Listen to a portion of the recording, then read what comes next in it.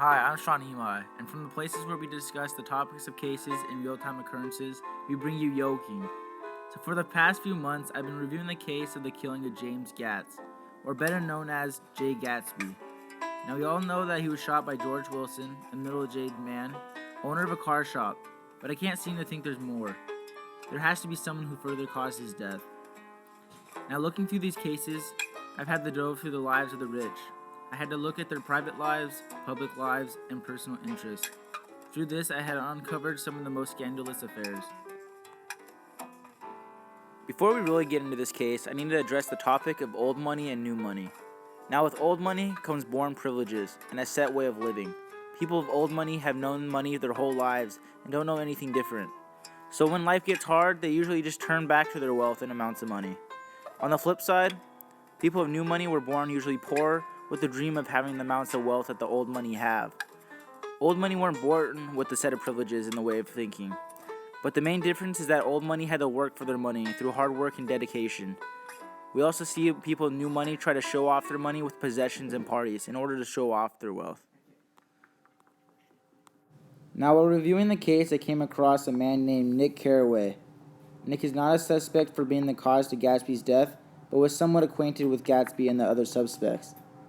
Nick attended all the parties, knew Gatsby, and suspects. So he was able to observe most of what was going on.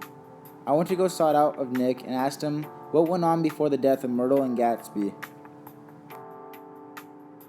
So Nick, from what I know, you were with Gatsby before him and Daisy drove off. Is that correct? What happened before that event? Well, we all went to a hotel room in the city to let off some steam. Wait, who is we? Oh, it was myself, Jordan, Daisy, Tom, and Gatsby. So what happened in the hotel room? Well, Gatsby wanted Daisy to tell Tom that she never loved him, but she was unable to. This led to Gatsby putting more pressure off Daisy, eventually leading her to break down mentally. So why were tensions so high? What was happening beforehand? Tom found out that Daisy was having an affair with Gatsby. He pointed out all the flaws in Gatsby so that he can show he was the better man and that Gatsby was lying about who he was. So what is your opinion of Tom? Tom? Well, Tom is obviously extremely wealthy, and because of his old money, he feels that he's better than Gatsby. He's detached from reality, and whenever he has a problem, he just hides behind his money. So after reviewing what Nick had to say, I really wanted to see what Tom could say about the whole event in Gatsby. I wanted to see why he came out on Gatsby like he did, and what evidence he had dug up on Gatsby that made him seem so bad. Trying to locate Tom was a bit of a struggle, since they had moved back to the west with no word or trace. It was only through outside intelligence I was able to find him. So from the interview with Nick, I was told that you had blown up on Gatsby for Daisy's affair with Gatsby, but weren't you having an affair with Myrtle? Gatsby was deceiving Daisy of how great of a man he was. Did Gatsby truly think that Daisy would leave old money for new money and love? Old money doesn't marry new money. What was it that you uncovered about Gatsby that showed you were the better man? Through what I found, Gatsby's a crook. The only reason he makes any of his money is through bootleg alcohol and fake bonds. He wasn't even an Oxford man, for God's sake. Gatsby had it coming. So after my interview with Tom, I wasn't fully convinced that he was responsible for Gatsby's death, but I wasn't convinced that he wasn't either. It wasn't until later, when I did more research, that I discovered that it was Tom that told George Wilson the truth about the yellow car. I wasn't satisfied with just Tom's explanation. I knew there had to be more. I needed to uncover the truth about Gatsby's death.